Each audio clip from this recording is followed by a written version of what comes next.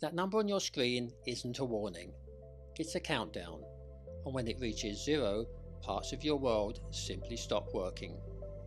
The information stops flowing, you can no longer communicate, you may even be stranded. That number is showing you power in a device that most of us rely on every day, and almost none of us truly understands it. This is a story of batteries, how they were invented, and how they went from a curiosity to a device that we can no longer do without.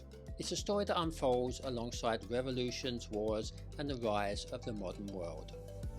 But it begins more than 2 centuries ago with a twitching frog and 2 scientists who couldn't agree on exactly what it meant. In the late 1700s, electricity wasn't something you switched on. It appeared as sparks and shocks, brief, mysterious, and gone as quickly as it arrived. Europe was in upheaval. The Enlightenment was challenging old beliefs. The French Revolution was about to erupt, and science was beginning to question authority itself. During this time, an Italian physician named Luigi Galvani discovered that when metal touched the nerves of a dead frog's leg, the leg moved. Galvani believed he'd discovered animal electricity, a force woven into living tissue itself. He published his findings in 1791, and the idea raced across Europe. If electricity could stir dead flesh, what else might it awaken? That question escaped science and entered popular culture in 1818 when Mary Shelley, surrounded by debates about life, industry, and human ambition, published Frankenstein. But one man wasn't convinced that electricity came from life at all, and he was about to prove it without the use of a deceased amphibian. Alessandro Volta, working in a Europe reshaped by Napoleon's rise, thought Galvani had drawn the wrong conclusion. Volta believed that the frog wasn't the source of the electricity at all. When 2 similar metals touched the frog's leg, oxidation caused electrons to flow from one to the other, and the nerve merely reacted to that flow. What followed was a quiet but intense rivalry. Galvani argued electricity belonged to life. Volta argued it was a universal physical force. In 1800, Volta stacked discs of zinc and copper separated by cloths soaked in salt water. The voltaic pile produced a steady, continuous electric current. For the first time in history, electricity didn't disappear in a flash. It could be stored. Once electricity could be stored, scientists everywhere began experimenting. Almost immediately, William Cruikshank re-engineered Volta's design into a trough battery, laying plates flat in a liquid electrolyte. Same chemistry, but more stable and easier to mass produce. This was the early industrial revolution. Factories were spreading, telegraph wires began stitching continents together. But there was still a problem preventing batteries from doing real work.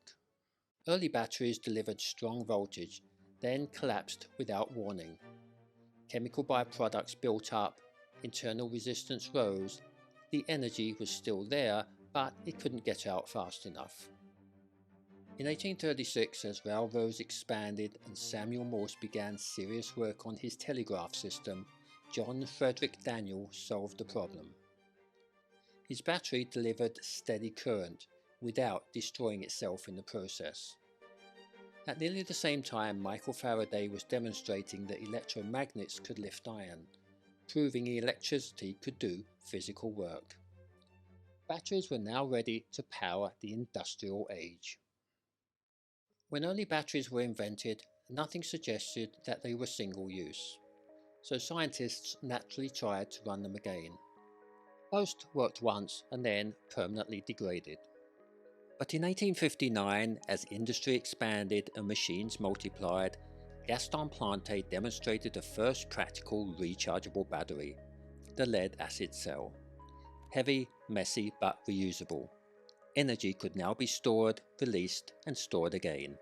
The lead-acid cell still lives on today, 170 years later, to start our gas-powered cars. By the 1880s, batteries worked, but they were still messy. That's where a German inventor named Carl Gaussner stepped in.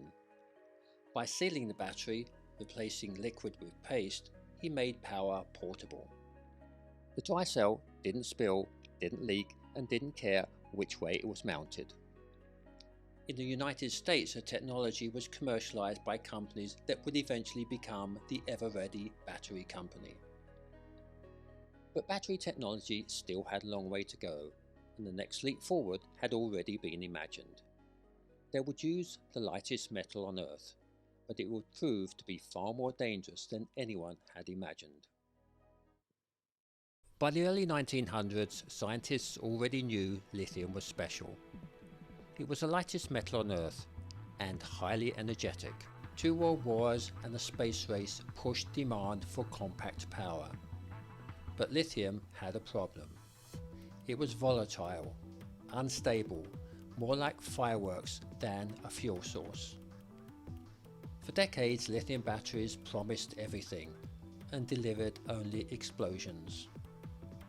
In the 1970s, amid oil crisis and rising electronics, a new approach emerged. Lithium didn't need to be metallic. Its ions alone were enough. By allowing lithium ions to move safely through layered carbon and pairing them with a stable cathode, stored energy could flow without igniting. The power stayed, the explosions didn't.